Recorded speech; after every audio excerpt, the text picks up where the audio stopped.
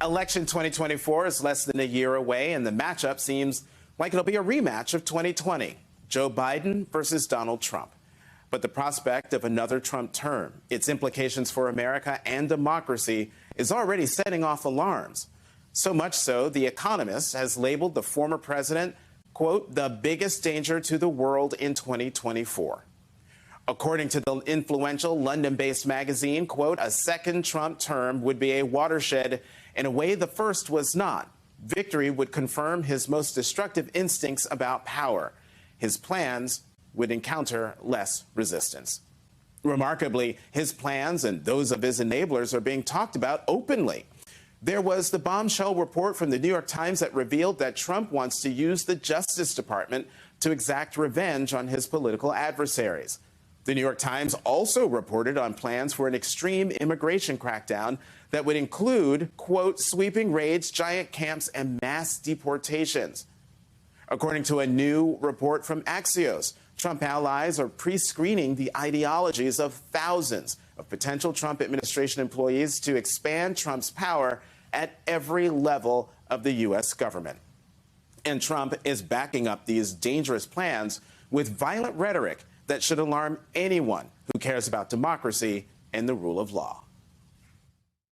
We pledge to you that we will root out the communists, Marxists, fascists, and the radical left thugs that live like vermin within the confines of our country. The real threat is not from the radical right. The real threat is from the radical left, and it's growing every day, every single day. The threat from outside forces is far less sinister, dangerous, and grave than the threat from within. Our threat is from within. Vermin. Historians have noted that Trump was parroting Adolf Hitler, with President Biden saying Trump's speech, quote, echoes language you heard in Nazi Germany in the 30s. And it isn't the first time. A Trump campaign spokesman called the comparison, quote, a ridiculous assertion. But that spokesperson also said this about his critics. Their sad, miserable existence will be crushed when President Trump returns to the White House. So let there be no doubt. A second Trump presidency could spell the end of the American experiment, of democracy itself. And yet, a new NBC News poll out today shows Trump narrowly ahead of President Biden in a hypothetical general election matchup. Joining me now, Tim Miller, MSNBC political analyst, writer-at-large for The Bulwark, and author of Why We Did It, a travel log from the Republican road to hell. Miles Taylor, former DHS chief of staff, co-founder of the Forward Party, and author of Blowback, a warning to save democracy from the next Trump. And Susan Glasser, staff writer at The New Yorker and co-author of The Divider. Thank you all very much for coming to the Sunday show. Who's first on the screen? I think it's Tim, but I want all of you to give me your reaction to the new NBC News poll that shows Trump narrowly ahead of President Biden. It's within the margin of error, but in a general election matchup, especially in light of Trump's increasingly alarming rhetoric. Well, Jonathan, there's no doubt it's alarming and it's dispiriting to see those numbers. I think it's also important to put them in context. We're a year out. As you see there, neither of those candidates are approaching 50%. I think if you just look at the polls and analyze the polls, a big, or maybe not big, but a significant portion of what is holding President Biden down in his ballot number is people that are within the Democratic coalition, voters of color, younger voters, people that are maybe upset about the persistent inflation, even though it's coming down, or maybe upset about actions in Gaza from the administration. You would think that once most of those from that group learn about Donald Trump's plans, and that feels more of an acute threat to them as we get closer to next year, a lot of them would come back on board. But you hate to make a bet like that when the stakes are so high. Right. Miles. Yeah, look, I think at this point, it's realistic to say, Jonathan, that it's a coin flip about whether Donald Trump becomes president of the United States again. That's jarring. It's very worrying. It could, as you say, represent, frankly, the end of the American experiment. But the only way those numbers might change is if voters have a very clear-eyed view of what a second term might mean. And I think that's the critical thing that's needed right now, is for someone to paint that picture. I tried to do it in my most recent book. People are trying to do it now. But look, Donald Trump's out there saying who he is going to be and painting that picture. And hopefully it leads voters to wake up, because when you go department by department about what would happen in a second Trump term, there's only one takeaway you can have, which is he wants to use the entirety of the federal government to exact revenge against his rivals and to implement an extreme view of America that systematically undermines the institutions of our democratic republic. It's as bad as it gets. We've never seen anything like this in American history, and now's a time of choosing. The question is, will the American people wake up? Mm-hmm. And Susan, would love your reaction to these new poll numbers, but especially to Tim's point, we are a year out.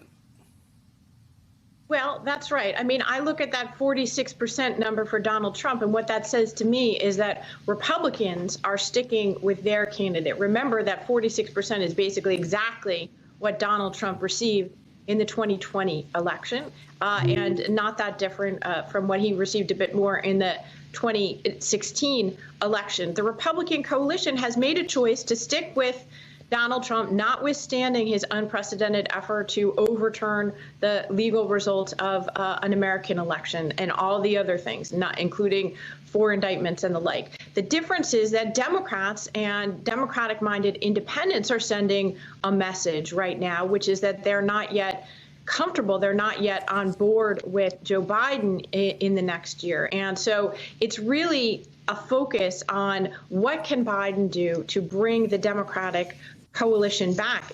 You know, there's a strong argument that there's a ceiling for Donald Trump. The question is if the fraying of the Democratic coalition is such that that ceiling would still be enough to elect Donald Trump. And meanwhile, we're playing Russian roulette with democracy. I do think this is an extremely important point. The stakes here could not be higher.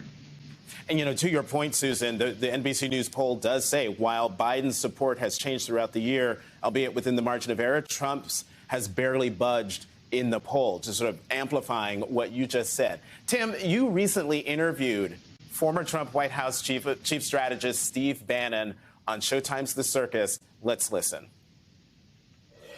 A MAGA lawyer likes to come on your podcast, Mike Davis. Here's what he suggested were the top priorities for Trump's attorney general. 1, fire the deep state executive branch. 2, indict the whole Biden family. 3, deport 10 million people, kids in cages. It will be glorious. 4, detain people at Gitmo. 5, pardon every January 6th defendant. What do you think about that 5-step plan? I think it's fantastic. We all should do 5? It. All 5.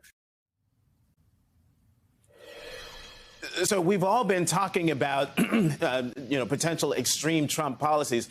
There they are, talking about them so brazenly, so openly. Tim, what do you make of the fact that folks have no qualms talking about very extreme anti-small d Democratic rule of law plans that they have for a potential Trump second term? Yeah, I think the main takeaways here is that he's going to have the most radical and the most reactionary folks around him. I think that Miles can speak to this, right? Last time there were a lot of those people scattered through the administration, but there were a lot of other folks as well that were trying to put the bumpers on the bowling lane, and that worked at times, didn't work at other times. But those bumpers will be off next time, and the Bannon and the Mike Davises of the world are going to be the types of people that will be around him and that will be in charge. I think that's alarming. I think they feel very confident about their political standing to be able to speak like this. And I guess it'd be one thing for Steve Bannon, who's a provocateur and has a podcast, et cetera, to say these sorts of things. But for people around Trump to say them, for advisors to Trump, people that are actively working to help him win, I think tells you they feel confident about their political standing and that they are not going to be abashed this time and limited in the scope of these very we say anti-democratic, but it's really anti-rule of law and very fascistic efforts to jail enemies and, create these sprawling deportation efforts that far exceed, what he attempted to do last time. Mm-hmm. Miles, I'm going to come to you with another question on the other side of the break. But Susan, before we go to this break, we've got about a minute left. Trump's rhetoric is beyond alarming. Not only did he use the word vermin, a few weeks ago, he said that undocumented immigrants were, quote, poisoning the blood of our country, end quote. Again, echoing language used by Hitler. Why should the American people take him literally and seriously when he talks like this? Jonathan, the dehumanizing rhetoric that Donald Trump employs, which, by the way, he has done throughout his political career. I remember writing a whole column when he was president about calling enemies human scum. You know who else uses this rhetoric? It's not just Hitler. It's the worst dictators in history. Those are the only people. When you look to find other examples of democratically elected leaders using this language, you will not find it. And the reason is because it's not democratic. Fundamentally, what is the language of a strongman who is inciting followers to believe that their opponents are subhuman. It is a call, in a way, to violence. It is a call to be able to do whatever you want in the name of defeating those opponents. It is a prelude in many societies to disaster. And listening to that clip, to me, it was chilling. It was as if I was hearing a live speech from Joseph Stalin. It was that scary. All right, folks, don't go anywhere. We're going to continue this conversation with Tim, Susan, and Miles. And Miles, we're going to talk about the danger of AI in the next election. I have a question for you about that. My all-star panel will be back with me after a break.